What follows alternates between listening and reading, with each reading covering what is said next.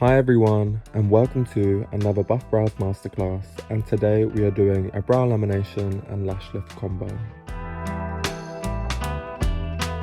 I like to prep the lashes using Purify. Purify is gentle enough to be used on both brows and lashes. I like to work this into the lash to remove any mascara or dirt from the lashes prior to the lash lifting process. Working the product into the lashes to ensure all of the lashes are cleaned properly.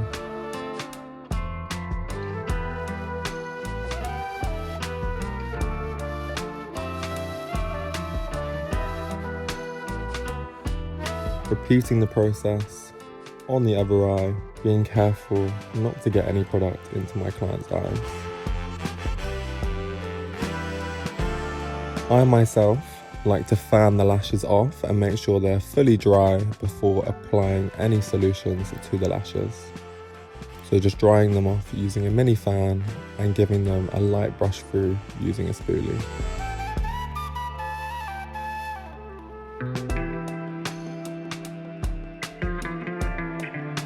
I find that this separates the lashes well and makes it easier to glue them onto the shield. Ensuring the lashes are thoroughly dried using a folded cotton pad. Going in and placing eye patches over the lower lash line to ensure no lower lashes are included in the lash lifting process. These are also the Buff Lashes hydrating shields, so they have skincare benefits also.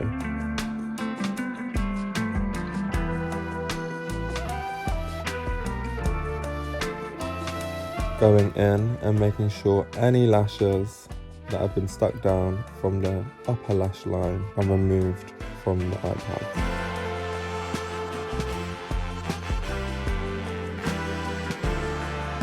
Adjusting the eye pads as necessary. So I've tested these shields on my client's eye to make sure they are the right size for her. You want to make sure when testing the size of the shields that the lashes come up about 3/4 of the way over the shield.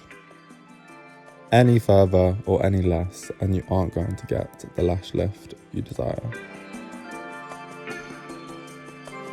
Applying a tiny bit of tension, as you can see, to see how the lashes will lift onto the shield. So I'm going in with a light amount of glue balm that I've already loaded onto my brush and using this to lift the lashes onto the shield. Using an upwards motion, I like to glide the product across the lashes to make sure they are fully stuck down. Focusing my attention on the root of the lash and then making my way up to the tips.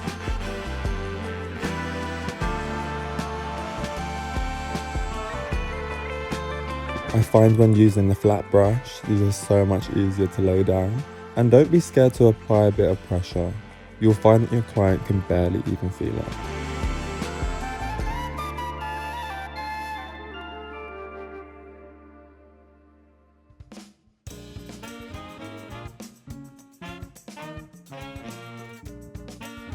Making sure all the lashes are stuck down, I like to pay some extra attention to the finer lashes that may pop off during the lifting process.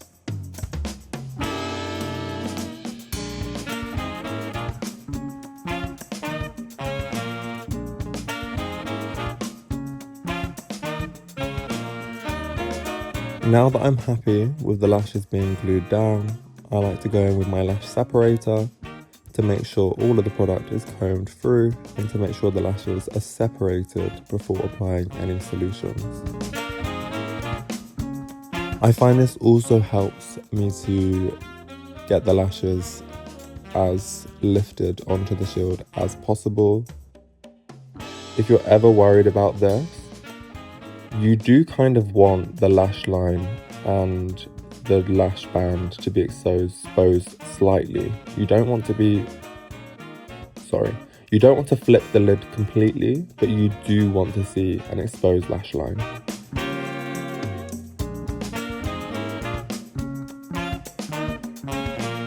I'm so sorry if you can hear my stomach.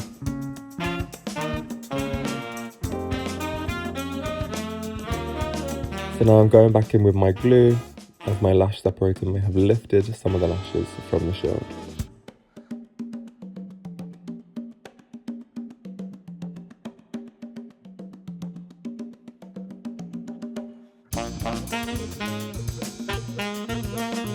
Just going back in and flattening any lashes onto the shield using a light layer of glue balm.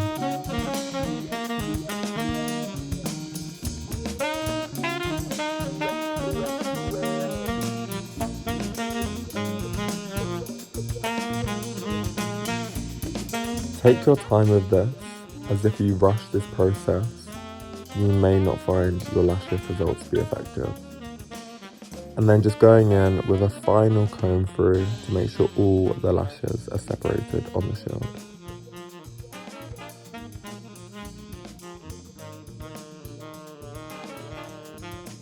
Making sure any lashes from the lower lash line aren't included onto the shield. And adjusting your pads if necessary.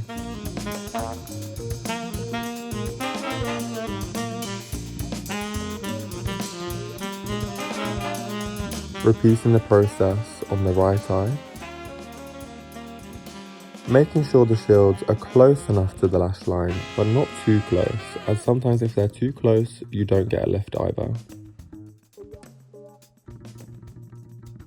Applying a slight bit of pressure, and making sure I apply a light layer of glue to the shield before sticking the lashes onto them, as I find this makes the shield tacky and helps the lashes to stick best.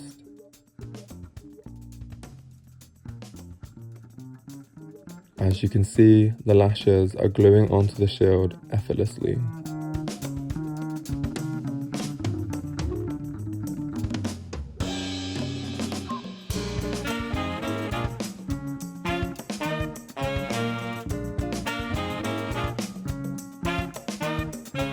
Applying a bit of pressure on the outer and inner corners to make sure the shield stays in place.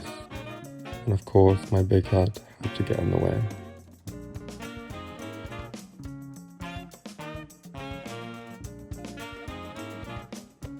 As you can see, I'm taking my time with this and making sure each individual lash is glued onto the shield.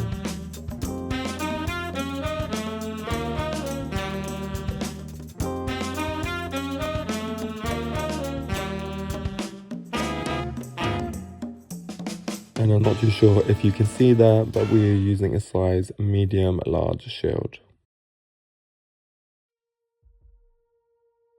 I just have a couple of final hairs to make sure are glued in place.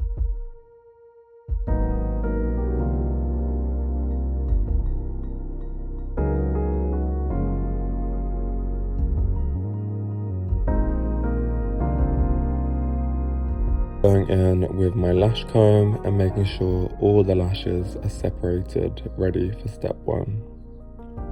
And as you can see, one lash has popped off, and a couple have been left out.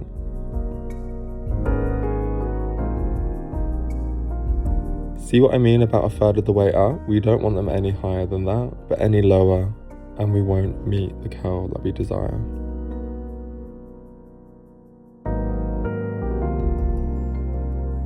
This was my client's first lash lift, so this is all a learning process for her, as well as myself as I learn to understand her eye shape. You may not want to include that, I don't think that makes sense. The last lash being glued up.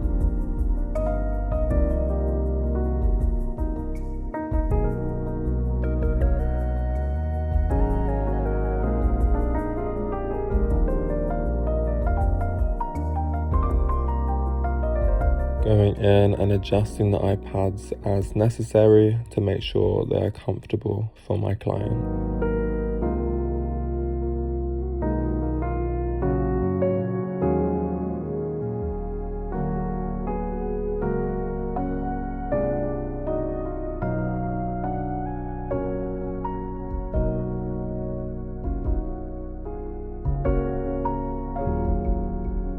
What I just did there was I pulled any of the eyelid slightly up to make sure the shield is adjusted correctly.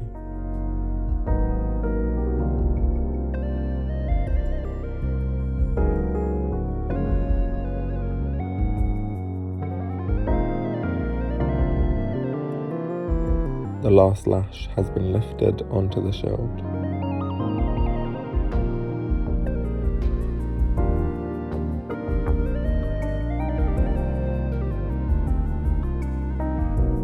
We have a lot of lashes to work with, so I'm making sure I'm applying a generous amount of step 1. This is the Cysteamine based lash lift kit that can be used on both brows and lashes, so it is safe to use this step 1 on root to tip of the lash. But we're applying a generous amount from root to tip, ensuring all lashes are coated. I can be a bit messy with this sometimes, but that is okay, as we don't need to avoid the tips of the lashes. We just need to make sure the lashes are saturated so that a solution can penetrate the lash follicle.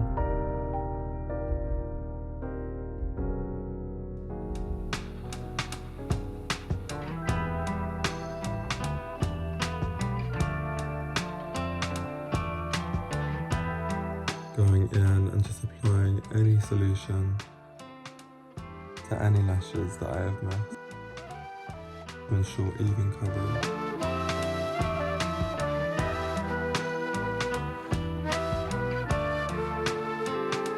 Lash compensators are great for lash lifts as they ensure that the lashes remain stuck to the shield throughout the process and do not pop off and come away.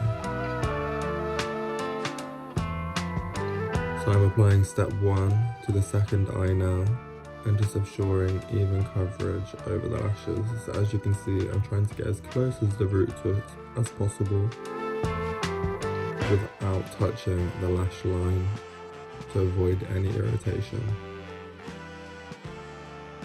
I'm almost patting the product in to make sure the product is fully absorbed.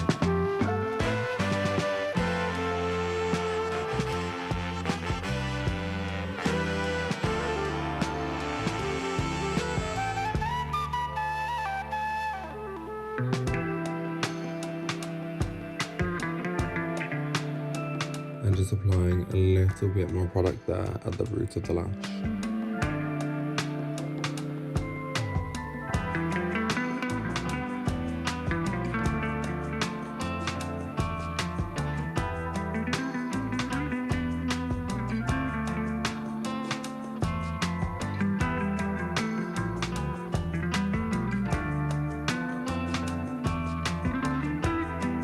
Spreading any excess product throughout the lashes to ensure even coverage.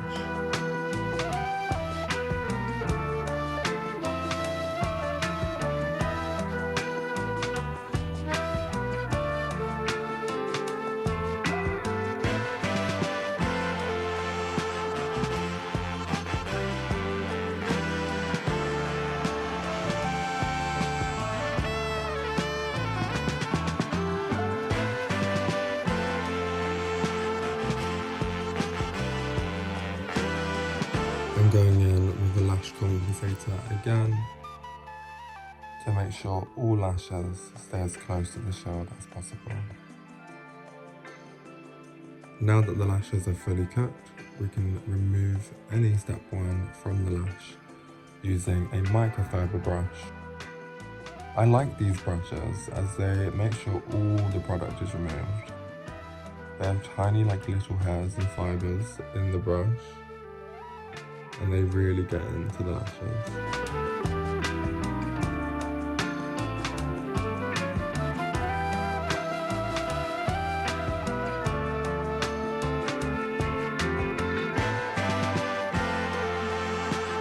I also like to go over any lashes that I feel are fully cooked, as they're not always going to be fully processed, every single lash.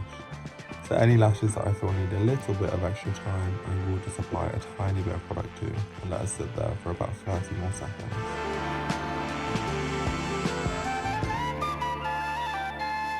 Removing any product from the second eye again. And as I'm removing the product, I can see that the lashes are processed well, as they kind of smooth out onto the shield.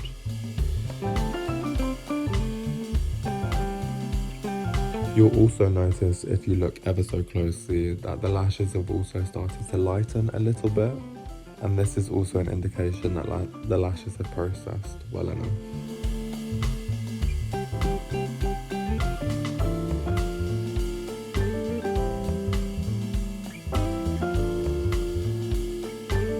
Making sure I'm removing all excess from the lashes, as any leftover product can result in over-processing, which is what we don't want.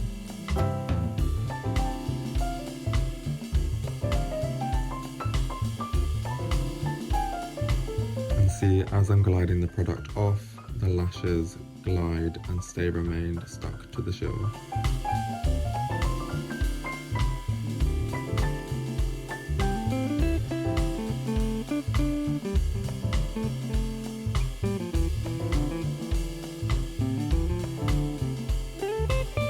I like to comb the lashes in between step 1 and step 2, as I will be applying another layer, a very light layer of glue balm to the lashes to ensure they're stuck during step 2.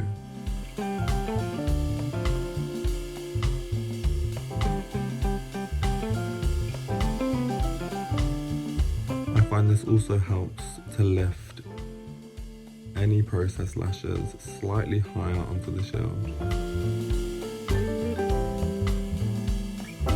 Removing any excess product from the second eye, and as you can see, I placed a little bit more product on the outer corners of the eyes as they were taking a little longer to process.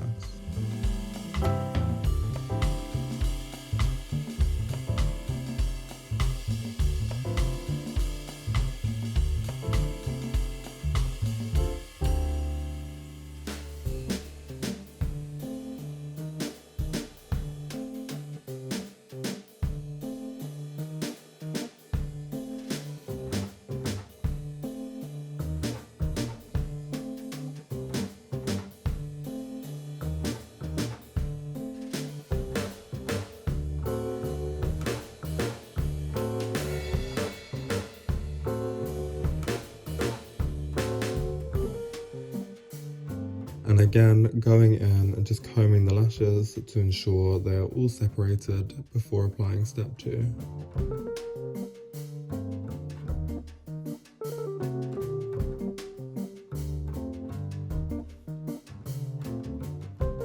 This also helps to lift any excess product from the lash. As you can see, there is a small amount of product on the comb.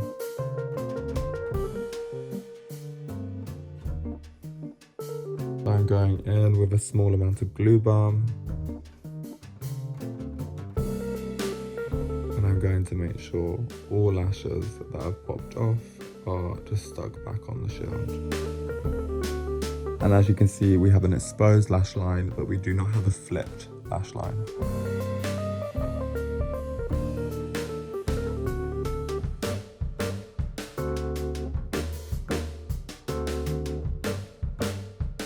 Lash lifts are a very much trust the process.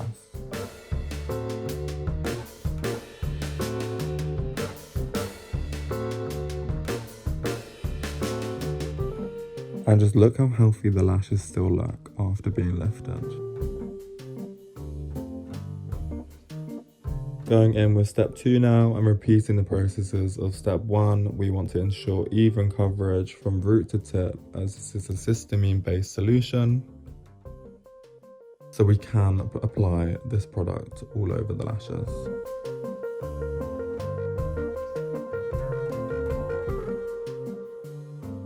Step 2 often tends to evaporate almost, so it's nice to apply a generous amount of step 2.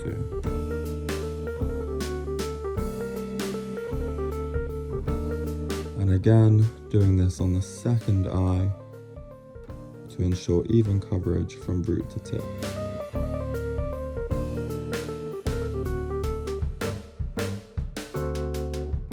It really looked like I was manhandling her head then, but I am actually quite gentle, I promise.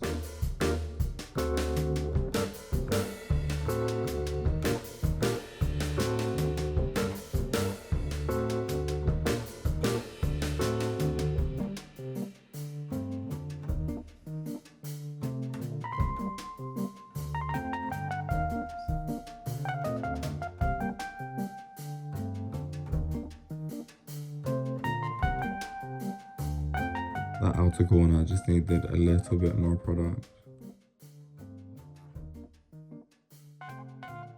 And again, going in with lash compensators to ensure no lashes pop off the shield.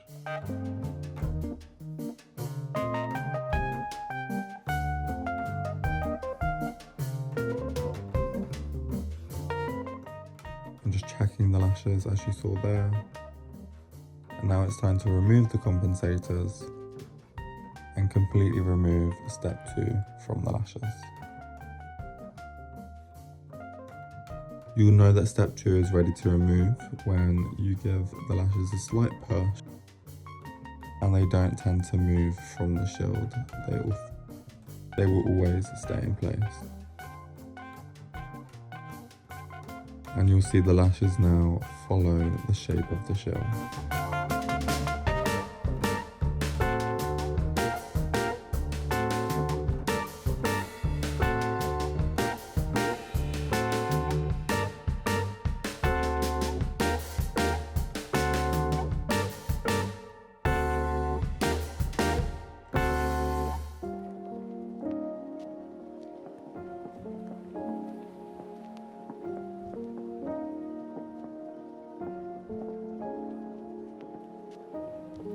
The lashes still have a shine, so they are definitely still healthy and intact. And this is the benefit of using a Cysteamine kit. Cysteamine is a lot gentler on the lashes. And as you can see, keeps the lashes very healthy. Going in and applying a tint, we opted for a jet black tint, so it was using blue black tint from Browz. And applying this all over the lashes. If you ever feel that you're not going to get a massively dramatic lift from your client's lashes, not in this case, but if a client has slightly shorter lashes, you'll find that applying a jet black tint gives that dramatic effect, as the tips of everyone's lashes are always slightly lighter than their natural lash colour. Amplifying them, intensifying them, creates a more dramatic look.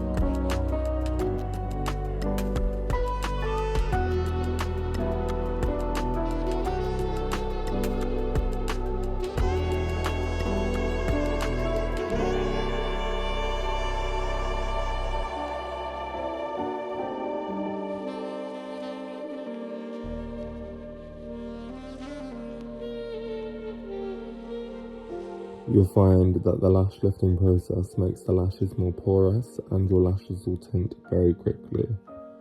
So a lash tint, once they've been lifted, only really needs to stay on the lashes for about 3 minutes max. You can sometimes go over if you're going for a really dramatic look.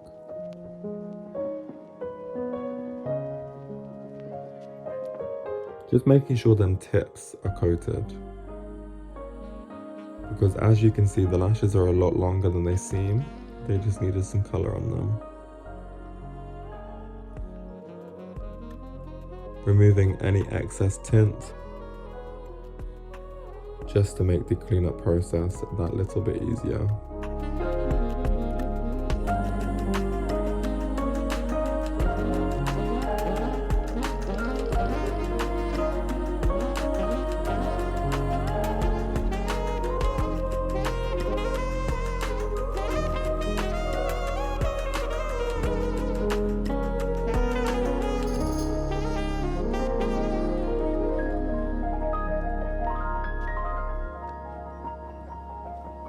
Repeating the process on the other eye. And although these shields look a tiny bit messy, they also don't stain. I find going in with step 3 of the TGA kit is my preference for removing any excess tint or glue from the lashes.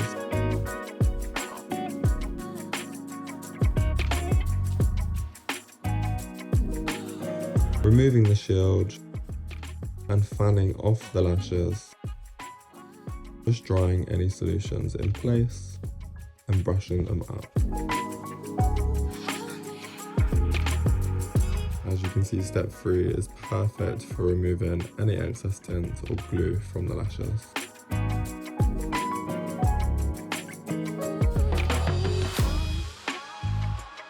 Really working this in to ensure everything has been removed thoroughly.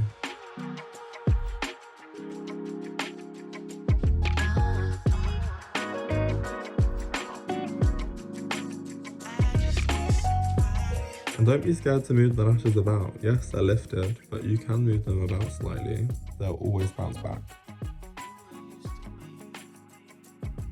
Removing the shield now. And you can just see the lift of the lashes already.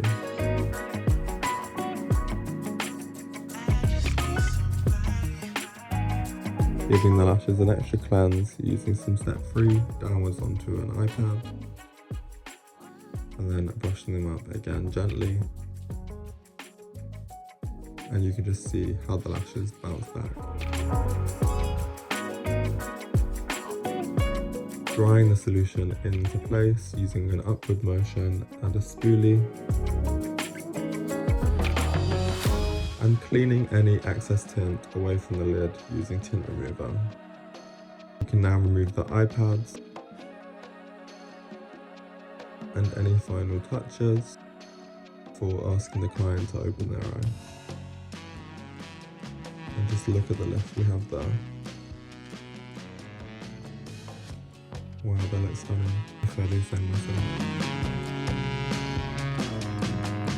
Prepping the brows now for a brow lamination, and I'm using Purify to cleanse the brows. I found ever since working this in with a brush now, my clients always found that they feel like they're getting a facial massage. It feels very spa-like. Going in with brow polish to remove any dead skin or any dead hairs from the brow prior to lamination. Working this in with an eco tool is a light exfoliation.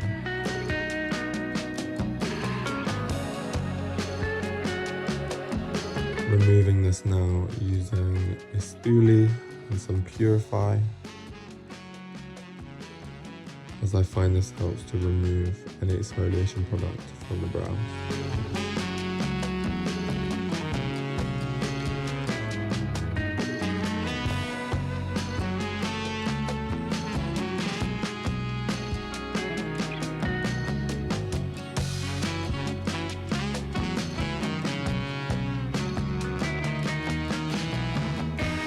Removing this now using a dry cotton pad.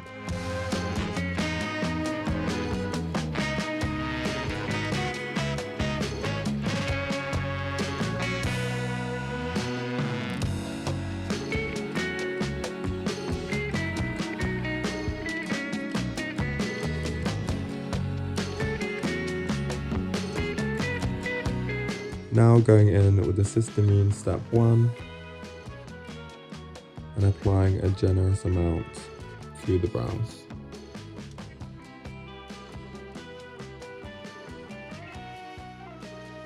I like to use the Eco tool as I find I can apply a nice amount of pressure to the brow. I find that when you're using Step 1, you need to constantly work this through the brow, and the Eco tool is the perfect tool for that.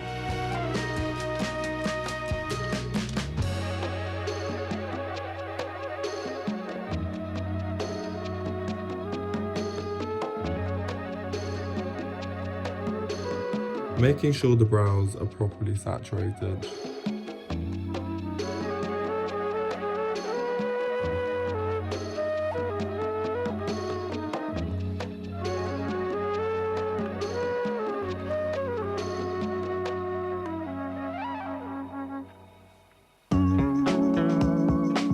Don't be afraid to be a little bit messy with this, as we are going to go in and clean up the excess product later on. So as you can see, the product has already started to work and the brow hairs have started to stretch out.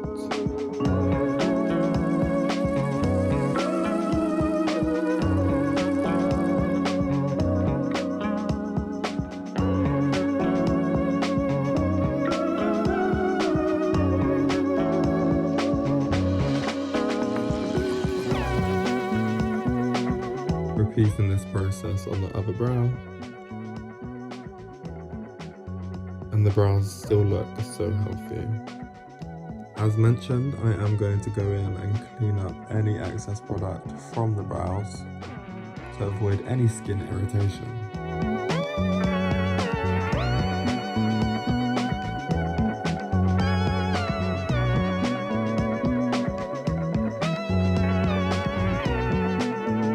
Again, removing any excess product, as the product doesn't need to be sitting on the client's skin.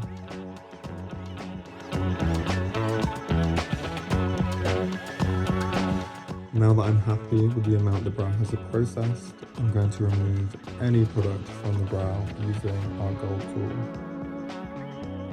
I love the gold tool as it ensures that the brow hairs stay slick and flat to the client's face. Perfect for brow lamination. Any excess product is then removed using a cotton pad, a dry cotton pad. Again, removing any product using the gold eco tool or the gold tool.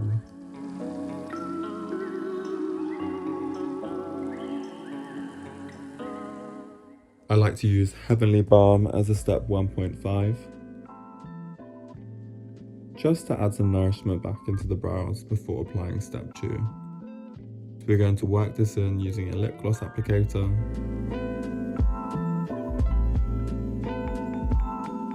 And this will just restore the brows during the chemical process. It's also the perfect product, as I often find that sometimes with step 2, as it's not a clear finish, I find it sometimes tricky to see the client's hair flow. So if the hairs are laid into the flow that I desire prior to step 2, it's always just that bit easier. And just look at the shine that it gives to the brows.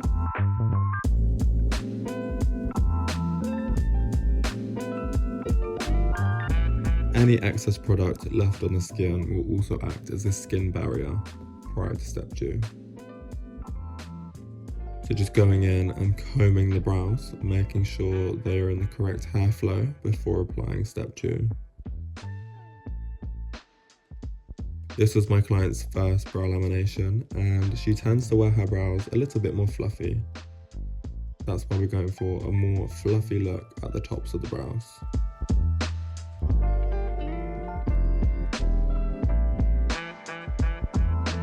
Just feathering the brow hairs out using a spoolie.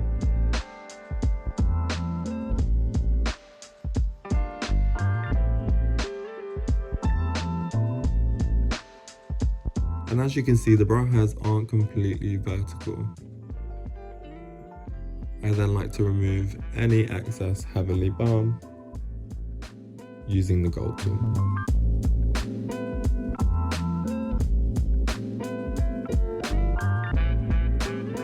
This also ensures that the brow hairs are stuck down nicely before applying step 2 all over the brows.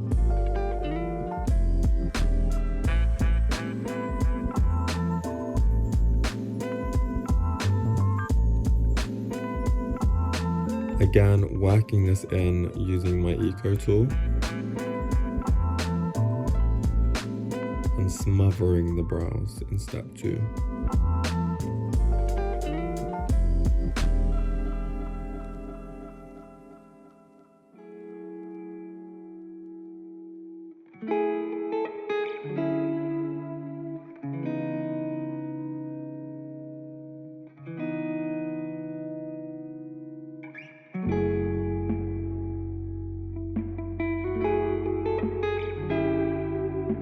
Going in and combing the brows using an interdental brush, just to ensure precision and make sure the hair flow is perfectly curated.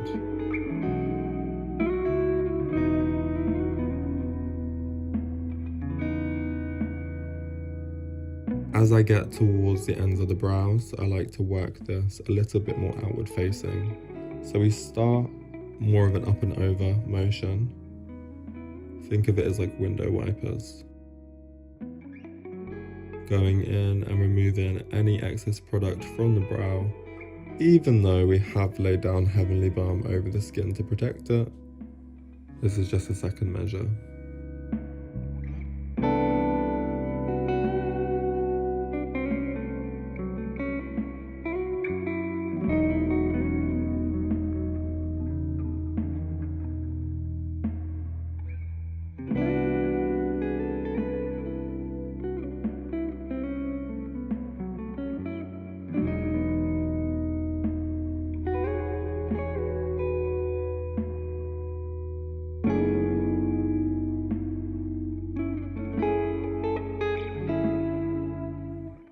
instrumental music. Removing step 2 now with the gold tool, and as you can see, the brows are perfectly processed.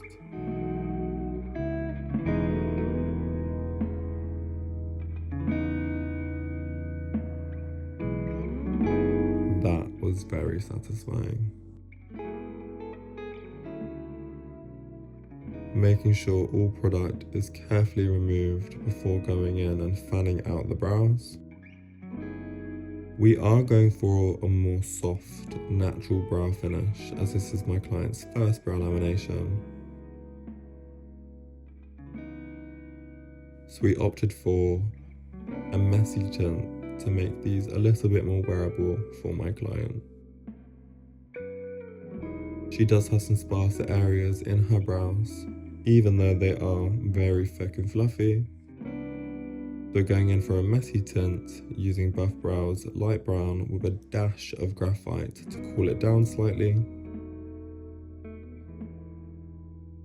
And with this, we want less of a skin stain, we want more even coverage of the tint. So I'm applying this using a lip gloss applicator, and I will be going in and working this through the brow using a spoolie. Tending to focus a lot of the tint on the ends of her brows, as that's where the majority of her sparseness is.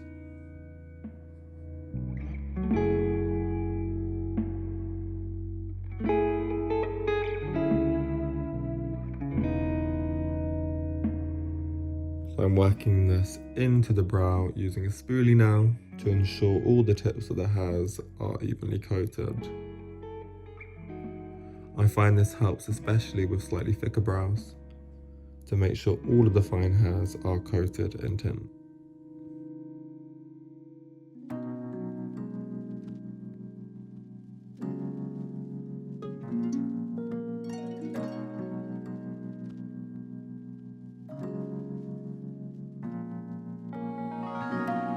Removing this now with a dry cotton pad. And as you can see, the brows are perfectly tinted and we have the slightest skin stain.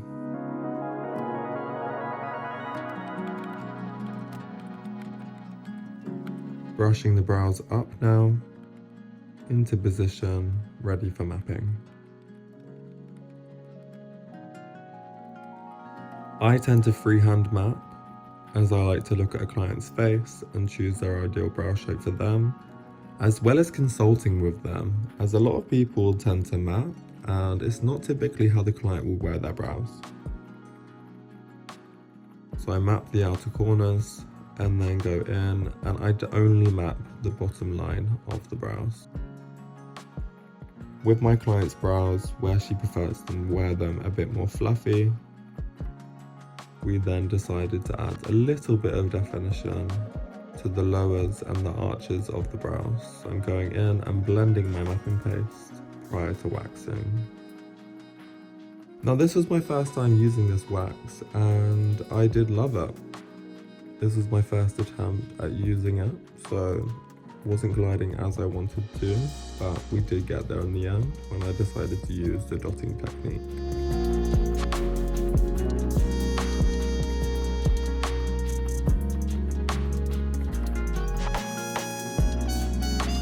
So getting as close to that mapping line as possible without disturbing the brow shape we've created.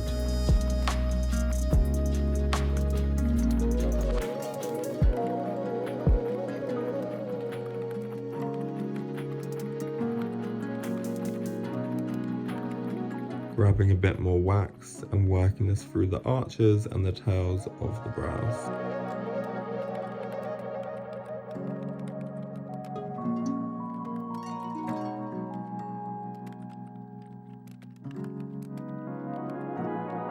Removing now with a strip.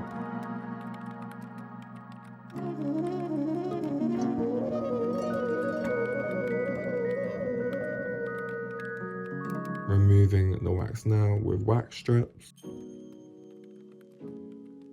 And just look at that clean brow line. They're clean and defined, but they are still yet soft and natural. Okay, even when creating a fluffy brow, we do need to brush the brow hairs down slightly when waxing the tops of the brows. As previously mentioned, when now going in with the dotting technique, I found my flow with this wax.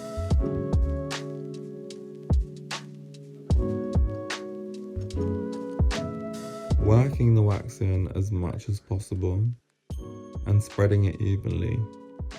The last thing we want is a large deposit of wax when we apply our wax strip, as this can sandwich and lead to the wax shape, the brow shape, being disturbed. Don't know if that even made sense, you can cut that if you want. We're going in and waxing the tops of the brows now. As I don't map, I tend to mirror the lower brow line.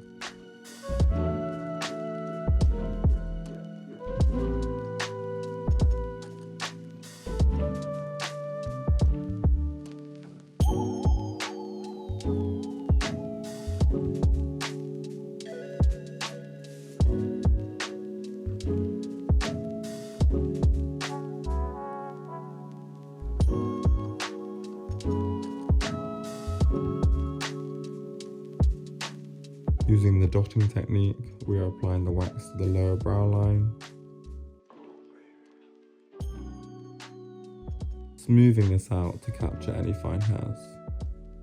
Going back in and getting this wax line as close to the mapping line as possible.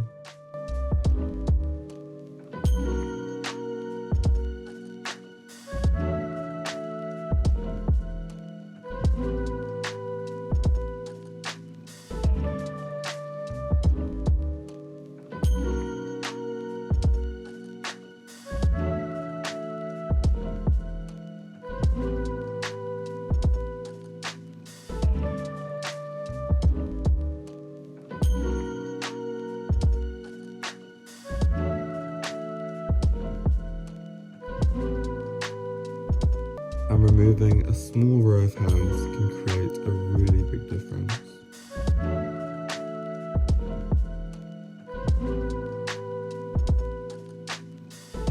Repeating the process on the tops of the brows. And this is less so to remove any hairs, but more so to remove any skin stain.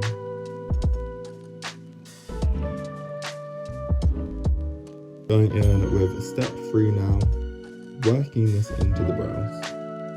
I almost treat step 3 as a bit of an iron to the brows, just to smooth out the brow hairs as much as possible. So I like to really work this product into the hairs.